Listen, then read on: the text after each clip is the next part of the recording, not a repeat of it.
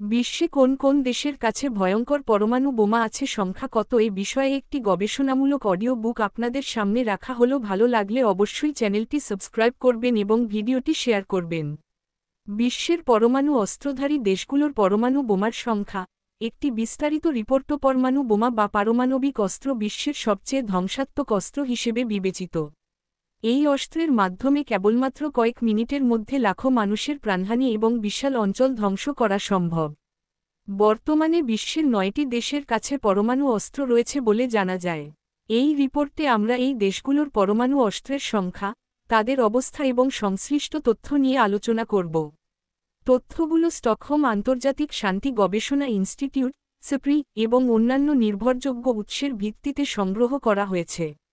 পরমাণু অস্ত্রধারী দেশগুলোর তালিকা ও সংখ্যা 2024-2025 অনুসারে নিম্নে বিশ্বের পরমাণু অস্ত্রধারী দেশগুলোর সর্বশেষ তথ্য দেওয়া হল। রাশিয়া পরমাণু ওয়ারহেডের সংখ্যা 5580, 2025 সালের তথ্য অনুযায়ী। বিস্তারিত। রাশিয়া বিশ্বের সবচেয়ে বেশি পরমাণু অস্ত্রের মালিক।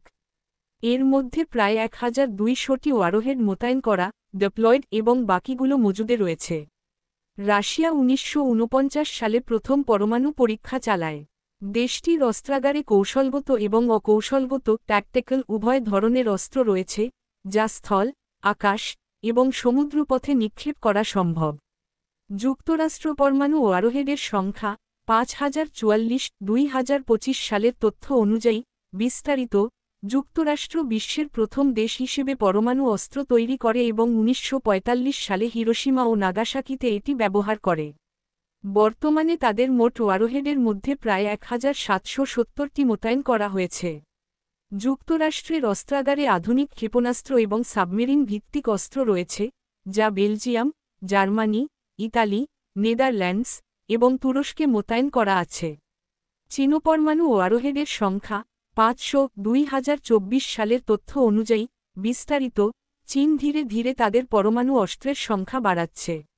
2023 সালে তাদের মজুদ ছিল 410টি, যা 2024 সালে বেড়ে 500 হয়েছে। সিপ্রি এর প্রতিবেদন অনুসারে 2030 সালের মধ্যে এই সংখ্যা দ্বিগুণ হতে পারে। চীনের অস্ত্র স্থল, আকাশ এবং সমুদ্রপথে নিক্ষেপের উপযোগী। ফ্রান্স পরমাণু ওয়ারহেডের সংখ্যা 290। বিস্তারিত। ফ্রান্সের পরমাণু অস্ত্রের বেশিরভাগই সাবমেরিন ভিত্তিক এবং অন্তত একটি সাবমেরিন সবসময় টহল দেয়। দেশটি 1960 সালে প্রথম পরমাণু পরীক্ষা চালায়। ফ্রান্স ন্যাটোর সদস্য হিসেবে তাদের পরমাণু শক্তি নিয়ে আত্মবিশ্বাসী অবস্থানে রয়েছে। যুক্তরাজ্য পরমাণু ওয়ারহেডের সংখ্যা 225। বিস্তারিত। যুক্তরাজ্য 1952 সালে প্রথম পরমাণু পরীক্ষা চালায়। তাদের অস্ত্রাগারে 4টি ব্যালিস্টিক ক্ষেপণাস্ত্রযুক্ত সাবমেরিন রয়েছে।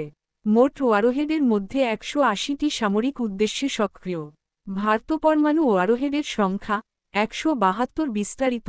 ভারত 1974 সালে প্রথম পরমাণু পরীক্ষা চালায়, যার কোডনাম ছিল স্মাইলিং বুদ্ধা। দেশটি তাদের অস্ত্রাগারে কৌশলগত এবং ব্যালিস্টিক ক্ষেপণাস্ত্র ভিত্তিক অস্ত্র রাখে। ভারত ও পাকিস্তানের মধ্যে উত্তেজনার কারণে এই অঞ্চলে পরমাণু যুদ্ধের আশঙ্কা থেকে যায়। পাকিস্তান পরমাণু ওয়ারহেডের সংখ্যা 170। বিস্তারিত। পাকিস্তান 1998 সালে প্রথম পরমাণু পরীক্ষা চালায়। দেশটি সাম্প্রতিক বছরগুলোতে তাদের পরমাণু অস্ত্রের সংখ্যা বাড়িয়েছে। ভারতের সঙ্গে 3বার যুদ্ধের ইতিহাস এবং চলমান উত্তেজনার কারণে পাকিস্তানের পরমাণু অস্ত্র অঞ্চলটিতে উদ্বেগের কারণ।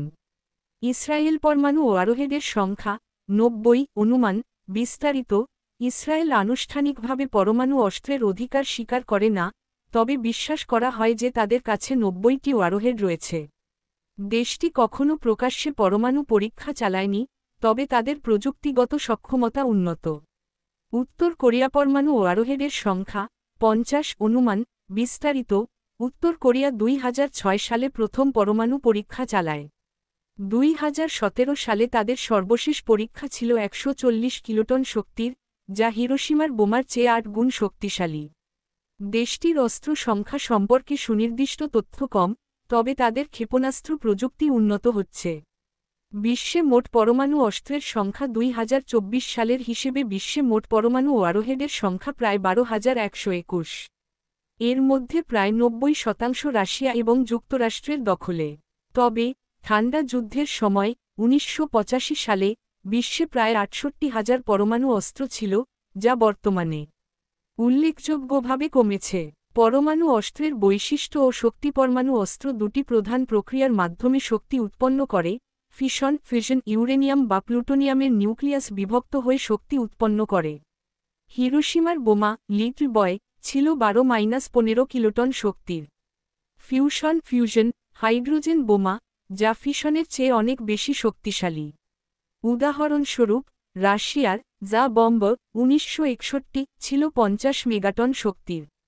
এই অস্ত্রগুলো ক্ষেপণাস্ত্র, সাবমেরিন এবং বোমারু বিমানের মাধ্যমে নিক্ষেপ করা যায়। আধুনিক অস্ত্রের ক্ষমতা কয়েক কিলোটন থেকে শুরু করে মেগাটন পর্যন্ত হতে পারে। পরমাণু অস্ত্র কমানোর প্রচেষ্টা। পরমাণু অস্ত্র বিস্তার নিয়ন্ত্রণ চুক্তি NPT ১৯৭০ সালে কার্যকর। এই চুক্তির মাধ্যমে পরমাণু অস্ত্রের বিস্তার রোধ করা হয়।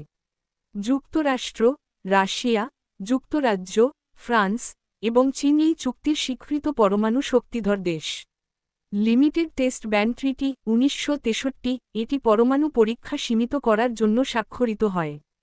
Comprehensive nuclear test ban treaty CTBT ১৯৯৬ এটি পরমাণু পরীক্ষা সম্পূর্ণ নিষিদ্ধ করার লক্ষ্যে স্বাক্ষরিত হয়, তবে ভারত, পাকিস্তান এবং উত্তর কোরিয়া এটি স্বাক্ষর করেনি। বর্তমান প্রবণতা ও উদ্বেগস্ত্র আধুনিকায়ন। বেশিরভাগ পরমাণু শক্তিধর দেশ তাদের অস্ত্রাগার আধুনিক করছে। উদাহরণস্বরূপ চীন তাদের ওয়ারহেডের সংখ্যা বাড়াচ্ছে এবং রাশিয়া ও যুক্তরাষ্ট্র নতুন প্রযুক্তির ক্ষেপণাস্ত্র তৈরি করছে। অঞ্চলভিত্তিক উত্তেজনা। ভারত, পাকিস্তান এবং উত্তর কোরিয়ার পরমাণু কর্মসূচি বিশ্বে উদ্বেগ সৃষ্টি করছে।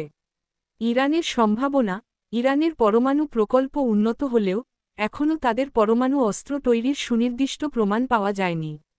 উপসংহার। পরমাণু অস্ত্র বিশ্ব শান্তির জন্য একটি বড় হুমকি।